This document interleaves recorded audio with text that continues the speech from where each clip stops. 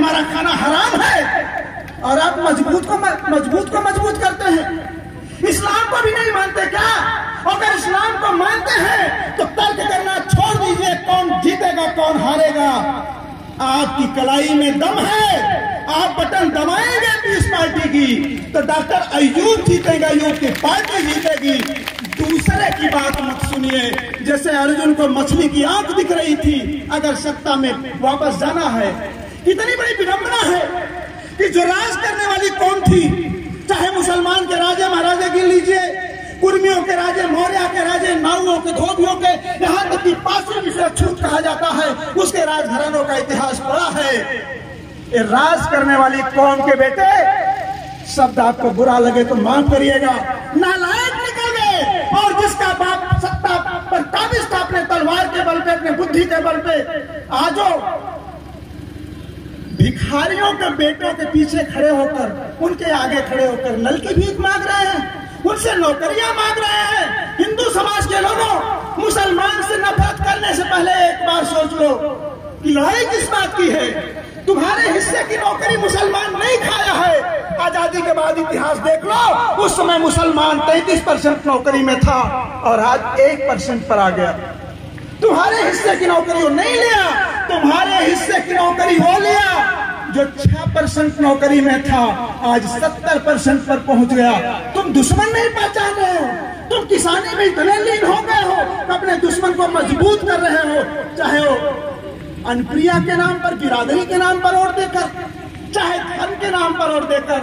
समय कम है, हम आपसे एक अनुरोध करेंगे कि भाषण सुनने के बाद खाली ताली बजाकर मत चले जाइएगा, इस पर सोचिएगा कि सत्ता कैसे बदलेगी। और अगर आपके समझ में आ जाए कि हम तमेरों की एक जाति है, सुई से लेकर जहाज तक हम बनाते हैं, इंडिया में देश को हम बनाते हैं, सत्ता मुट्ठी भर गद्दार नहीं करने पाएगा। आप आज ठान लीजिए कि हमारा वोट तमेरा को पड़ेगा, हमारा वोट डॉक्टर पटेल और डॉक्टर अय्यूब की पार्टी को पड़ेगा।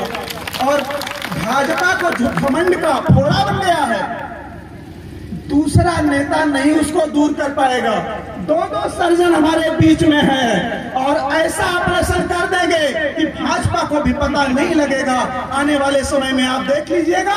लेकिन शर्त एक है कि आप गणित मत लगाइए, मोटी बात जान लीजिए कि 100 में 80 वोट आपका है। अगर बटन आपकी दबेगी तो सरकार आपकी बनेगी। क्या करेंगे हमारे राष्ट्रीय अध्यक्ष जी बताएंगे, लेकिन इतना मुझे विश्वास है कि कमेरे का बेटा शासक बनेगा तो कमेरों का सम्मान होगा, न्याय होगा। और पीस पार्टी और किसान पार्टी, किसान श्रम का द्योतक है, पीस शांति का द्योतक है। विडंबना है। काम करने वाला कभी हिंसा में विश्वास नहीं रखता, काम करने वाला, श्रम करने वाला कभी दलाली में विश्वास नहीं रखता, और जो काम नहीं करता वो दलाली और हिंसा और बांटने में विश्वास रखता है। ये बेसिक बुनियादी फर्क है। समय हम शायद ज्यादा ले रहे हैं। इसी के साथ आपको इस आशा विश्वास के साथ कि ये कार्यक्रम चलता रहेगा।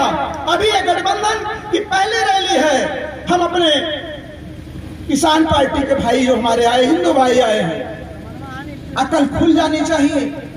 आप अपने अगल बगल के मुसलमान भाइयों से दोस्ती बना लीजिए, उनके साथ मिलकर ईमानदारी से बताइए, क्या कोई मुसलमान किसी कुर्मी को, गरड़िया को, मौर्य को परेशान करता है क्या? परेशान तो तुम्हें वो करता है, तुम्हारी नौकरी वो खाता है जो आज बहकाकर सांसद बन गया है, विधायक बन गया है, मंत्री बन गया है, गेरुआ कपड़ा पहनकर ढोंग कर रहा है। क्या बचा है? राज करने वाली कौम के बेटे थे, राज गया, श्रम गया, मजदूर बन गए हो, भिखारी बन गए हो। इसके नीचे कहां जाना चाहते हो? इसी के साथ आप सबका आह्वान करते हुए कि हम आज से कसम खा रहे हैं, हम खाली रैली में जाएंगे नहीं, भाषण सुनेंगे नहीं, अपने लोगों के बीच में जाकर बताएंगे कि हमारा वोट जीते चाहे हारे। विरोधी पैसे वाले हैं, वो भ्रामक प्रचार करा सकते हैं कि डॉक्टर वी एल वर्मा अलग हो गए, पीस पार्टी अलग हो गई, वहां हार रहे हैं, यहाँ जीत रहे हैं।